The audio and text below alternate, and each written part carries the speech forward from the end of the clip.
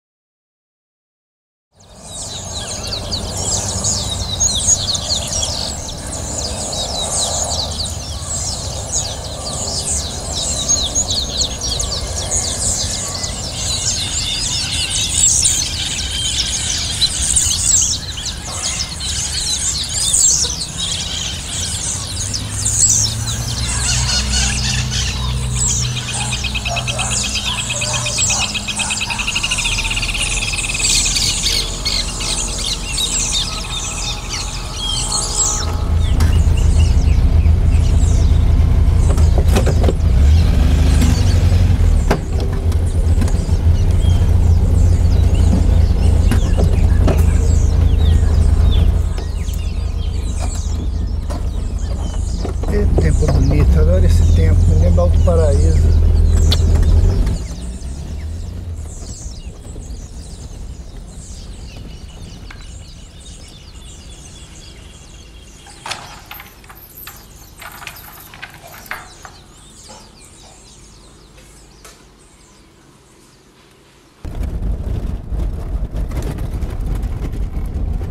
O próprio homem já é verdade. Quando o mestre fala para você, quando você olha é a verdade olhando, quando você fala é a verdade falando, quando você anda é a verdade andando, ou seja, quando você faz qualquer coisa é a verdade fazendo, essa é a religião é a verdade.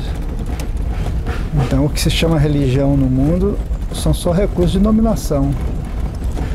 São pessoas que aproveitam o anseio básico do homem, que é o anseio espiritual, e resolvem explorar isso, como eu exploro o comércio aqui, né? Monta um comércio para ganhar dinheiro, só isso que é uma religião mundana. Por isso que os mestres iluminados de todos sempre combateram de uma maneira até, digamos assim, exacerbada toda a organização religiosa, porque é só máfia.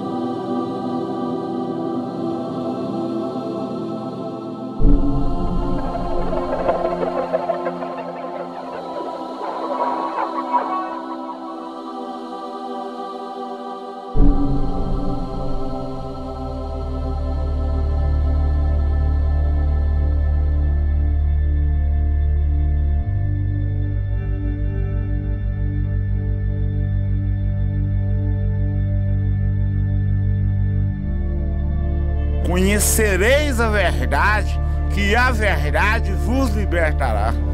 João 8,32. Se o Filho libertar, verdadeiramente serei livres. 5,36, João. Ex-pastor adventista do sétimo dia.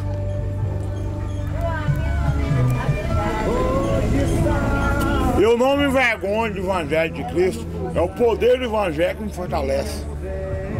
Aquele que tiver a fé, tamanho de um grão de mostarda, remove montanhas. A fé remove montanhas, você sabe disso? Acredita nisso? Então não precisa falar mais nada.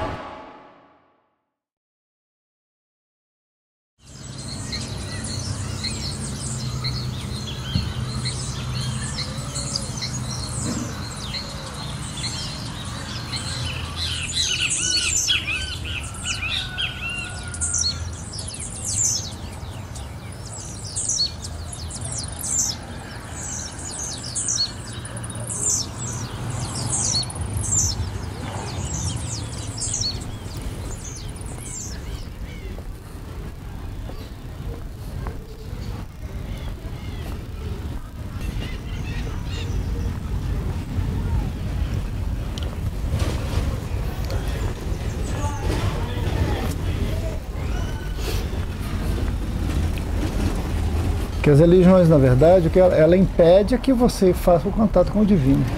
Ela impede que você descubra o que é isso, essa realidade divina. Ela não é um processo para levar você para lá, ela é um processo para impedir você de chegar lá. Né?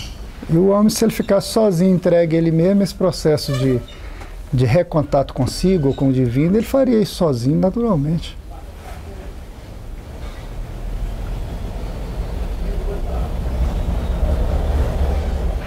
Por que você se sente, digamos assim, como uma pessoa? Porque, na verdade, você é como qualquer coisa na natureza, você é um fenômeno oco. Quando os pensamentos atravessam esse espaço vazio, eles atravessam de uma forma assim, um pensamento ele nunca está colado no outro, eles são coisas que, é como palavras, que você fala uma de cada vez. Quando os pensamentos atravessam o seu espaço vazio, é isso que te dá a sensação do eu, de que você é uma pessoa. Então o que é que uma pessoa um dia sacou? Se ele para a mente, ele perde a sensação também de si. Consequentemente, vem a consciência da unidade. Você perde essa sensação de coisa separada de um indivíduo e a consciência verdadeira chega. Tudo está uno. A mente é que vê a coisa separada. O Lao Tzu não dizia lá que o vício entrou no mundo através da virtude? Para você perceber uma coisa, você tem sempre ter o contrário como ponto de referência. Falar de vício não tinha sentido falar de vício, porque uma pessoa não sabia o que era vício, não ensinava a primeira virtude. Aí depois falava que aquele outra coisa não pode porque era pecado ou vício. Aí o Lao Tzu, que foi um dos maiores mestres também que já pintou por aqui, ele falava assim, o vício entrou no mundo através da virtude. Aí isso dá o que pensar, né? Por isso que as religiões insistem tanto em moralidade, tanto em falar que isso não pode, isso não pode, isso não pode. Ou insistem no bem, fazer o bem, fazer a caridade. Né? Malandragem pura, né?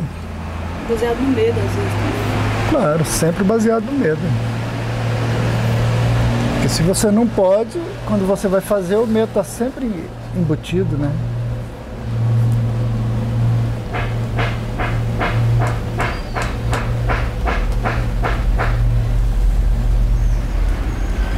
E dizer não pode é a única coisa que não pode, né?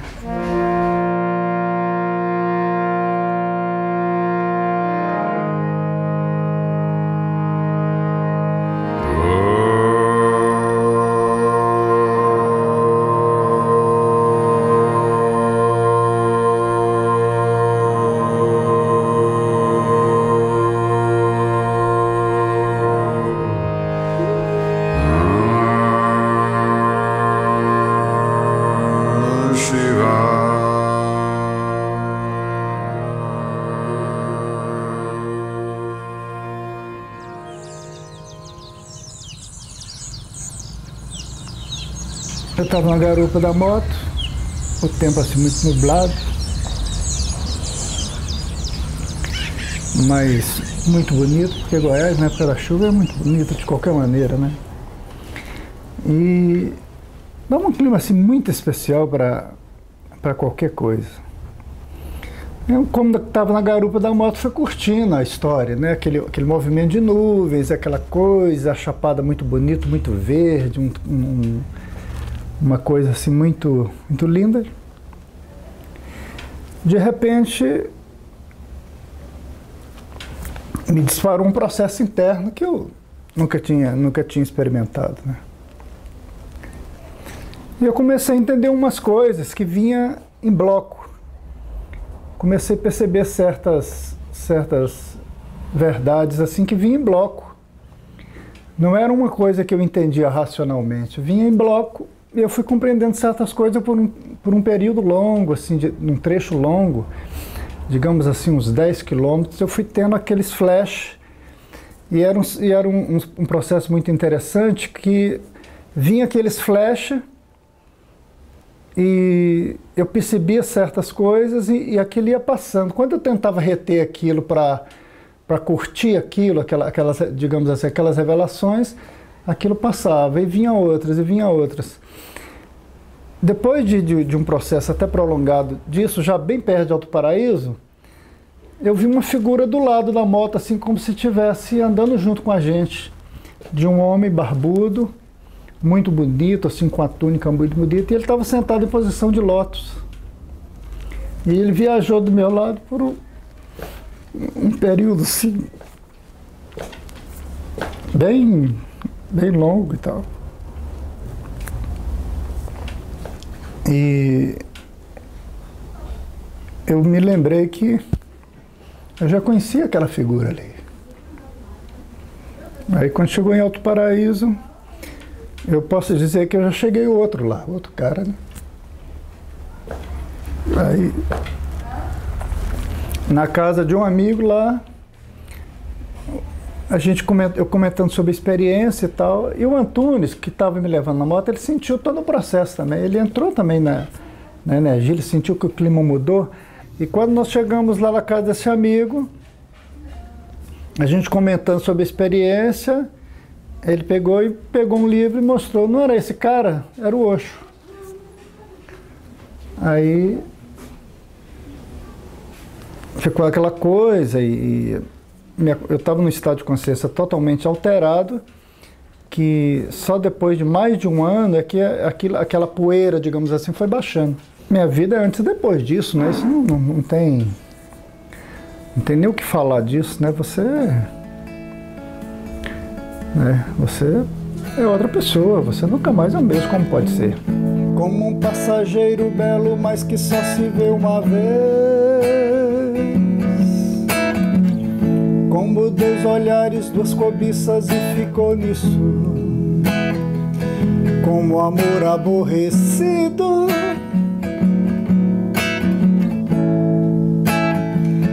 E a morte chegando. Ondas que se sucedem em meu peito. Oh, a como eu amo aquele sujeito. Aquele seu jeito, aquele seu jeito. Ondas que se sucedem em meu peito. Oh, a como eu amo aquele sujeito, aquele seu jeito, aquele seu jeito.